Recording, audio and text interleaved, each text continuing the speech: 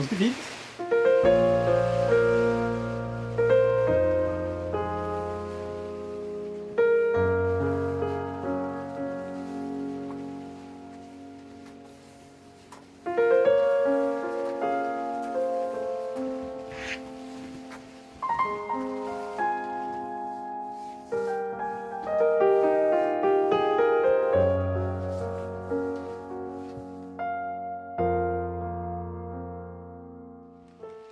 Hei, denne videoen er om lusing av båten min, og som dere kan se så var babbordsida ferdig og impregnert med linolje.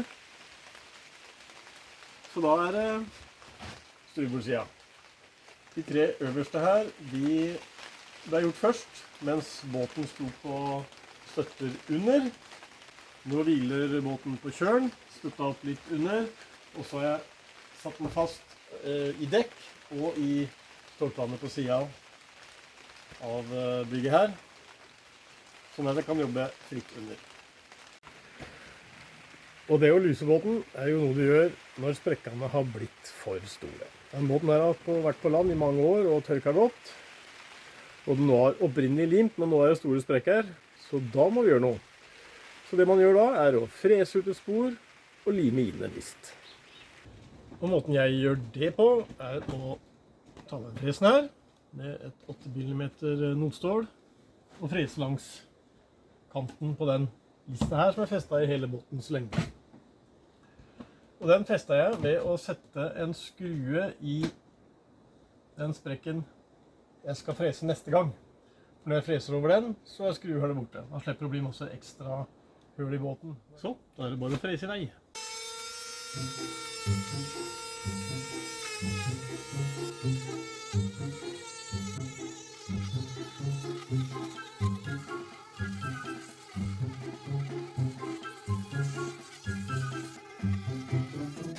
Det var 9 igjen.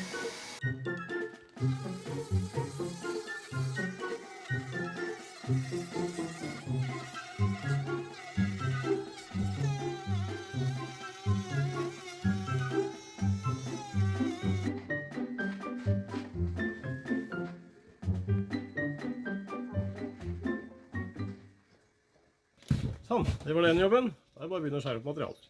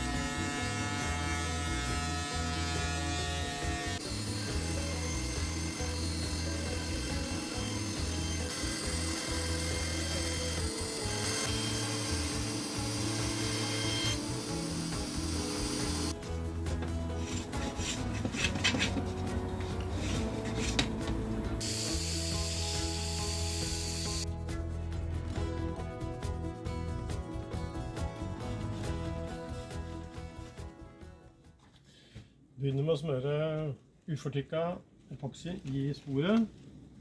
Vi skal trenge inn i treverket litt. Og så smører jeg litt fortykket epoxy på lista etterpå, så at vi får 2 limflater. Det er ganske trangt, så det er ikke nødvendig å ha veldig tjukk epoxy, for det er ikke noen store groper som skal fylles her. Så er det lurt å bruke vaske.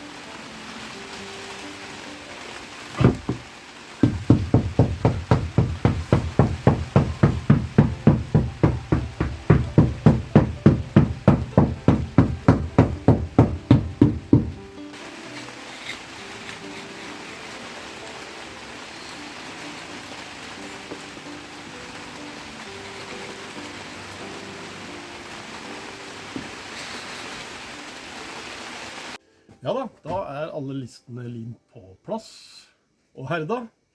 Så da er det på tide at den her får jobbe litt igjen. Det er en litt kjappere måte enn å bruke hoggjern og høvel, som jeg gjorde på andre siden stort sett. Den her bråker litt mer, men den går mye fortere. Da har jeg altså da lagt på 2 klosser under, så et fresestål i midten.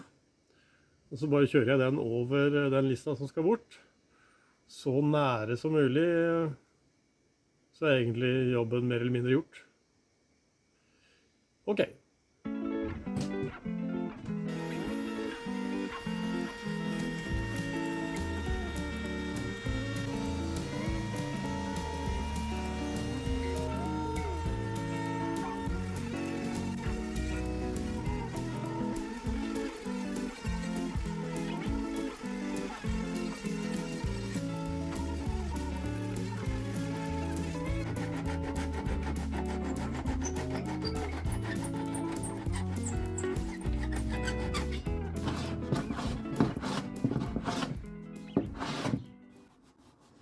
Viktig å ikke ta for mye her nå, lett å bli for ivrig og lage en litt for brei, slett flate.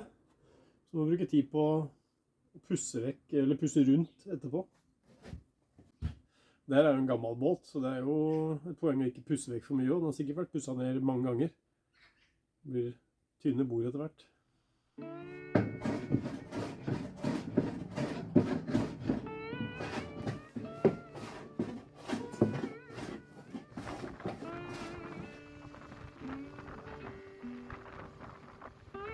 Så måtte jeg ta meg en pause fra båtbygginga, for jeg hadde en del å ta igjen på musikkfronten. Jeg spiller gitar, det er egentlig det jeg driver med på fritida.